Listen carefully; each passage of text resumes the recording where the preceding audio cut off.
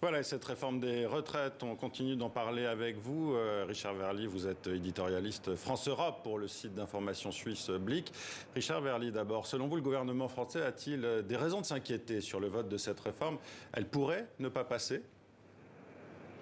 Écoutez, a priori, elle peut passer. Moi, je pense que le décompte du fait qu'Emmanuel Macron, pour l'instant, n'a pas encore pris sa position, en ce moment même, la réunion continue à l'Élysée, on peut penser qu'ils vont aller au vote. Mais quand on voit les images que vous avez montrées, quand on voit ce qui se passe même autour de l'Assemblée nationale, qui est cernée par les manifestants, quand on voit la colère qui accompagne tout ce processus, je dirais que même si le texte était voté en bonne et due forme, même si Emmanuel Macron ne choisit pas le 49.3, la légitimité de ce projet de loi est extrêmement endommagée par le débat qui a précédé. Mais justement, Richard Verly, pour de nombreux analystes, Emmanuel Macron risque de ternir durablement son image et celle de son quinquennat avec cette réforme très impopulaire. Pourquoi, selon vous, veut-il aller jusqu'au bout dans ces conditions ? Écoutez, moi, ma théorie sur cette réforme depuis le début, elle est assez simple. J'étais il y a encore quelques jours en Allemagne. Il faut donner un signal de réforme aux partenaires de la France. Et je pense que l'argument des chiffres, l'argument des finances publiques que le gouvernement a mis en avant, en réalité, c'est ça le plus important. Il y a besoin d'un curseur et les 64 ans, c'est un curseur envoyé à la communauté financière internationale. En plus, dans un moment, on le voit en ce moment, extrêmement difficile avec cette crise bancaire qui est sous-jacente et qui menace d'éclater. Donc voilà l'argument. Et malheureusement, c'est un très mauvais argument pour vendre une réforme à une population, parce que ça veut dire que vous sacrifiez en quelque sorte l'intérêt général aux besoins de financement du pays qui sont grands. Donc de toute façon, c'est une équation impossible. Certains pensent qu'Emmanuel Macron veut imprimer sa marque de réformateur sur le pays, sans doute, mais au-delà de ça, il y a surtout des contraintes économiques extérieures, et pour l'instant, cette réforme des retraites, elle est en quelque sorte la réponse à ces contraintes, mais une réponse,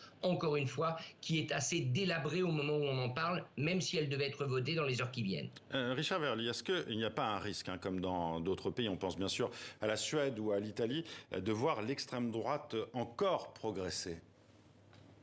Écoutez, on a tous écrit, je l'ai fait moi-même, que Marine Le Pen sort quand même grande gagnante de ces 40 jours de débat parlementaire. Le Rassemblement national ne s'est pas directement associé aux manifestations. Le Rassemblement national ne s'est pas associé à ce débat quand même affligeant en première lecture à l'Assemblée nationale. Donc il y a une posture, je dirais, gouvernementale. Le parti de Marine Le Pen a réussi à démontrer qu'il était un parti sérieux tout en répétant sans cesse son opposition farouche à ce texte. Donc oui, on peut penser que la colère profitera à un moment donné à l'extrême droite, mais attention quand même, les Français ont montré dans le passé, ne l'oublions pas, qu'ils ont la mémoire courte. Rappelez-vous quand même qu'en 1995, il y avait eu ces grandes grèves, la réforme Juppé était passée, il y avait eu ensuite une dissolution, c'est la gauche qui était venue au pouvoir, mais la réforme n'avait pas été remise en cause.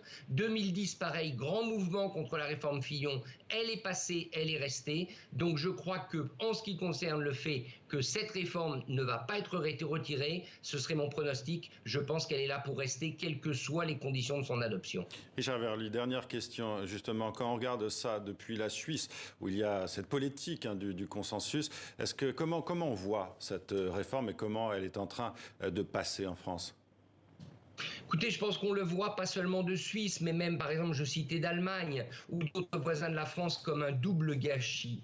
Le premier gâchis, c'est le gâchis de la culture du compromis. On était nombreux à avoir dit, pensé, écrit que cette majorité relative allait obliger le gouvernement à trouver des compromis, qu'au fond, la France allait enfin s'habituer à une culture du dialogue parlementaire. Eh bien, on voit bien que ce n'est pas le cas, surtout si on devait, au final, passer au 49.3. Et puis, le deuxième gâchis, c'est le gâchis de cette colère, parce qu'un niveau de colère tel, ce n'est jamais bon pour un pays. Je ne me prononce pas sur le bien fondé de cette colère, mais quand autant de gens sont en colère, quand autant de blocages ont lieu, ça ne peut pas être générateur de dynamisme dans un pays qui, je le rappelle, c'est anecdotique, mais pas tout à fait quand même pour la réputation internationale de la France, organisera et accueillera les Jeux Olympiques dans tout juste un an.